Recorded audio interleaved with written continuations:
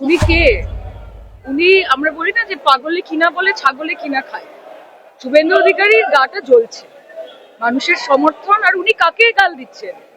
জগন্নাথ দেবকে গাল দিচ্ছেন। কি করতে চাইছেন? মানুষের আবেগ এই জগন্নাথ মন্দির, এটার সঙ্গে রাজনীতি গোলাবেন না।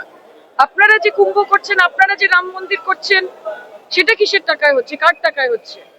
মানুষের ভক্তি, মানুষের আস্থা, মমতা বন্দ্যোপাধ্যায়ের একটি ঐতিহাসিক পদক্ষেপ। আবেগপ্রবণ মানুষ আজকে। ভেতরে গিয়ে দেখুন, জগন্নাথ দেবের দর্শন পাওয়ার জন্য মানুষ অধীর অপেক্ষা করছেন। শুভেন্দু অধিকারী এগুলো বলছেন, সকাল থেকে রাত অব্দি ভুলভাল কথা বলেন। মানুষ এইগুলোর জবাব 2026-এ দেবে। আজকে আমি ওনার ব্যাপারে কথা বলে এই সুন্দর, এই পবিত্র জায়গাটাও নষ্ট করতে চাই না, এই পবিত্র সময়টাও নষ্ট করতে চাই না।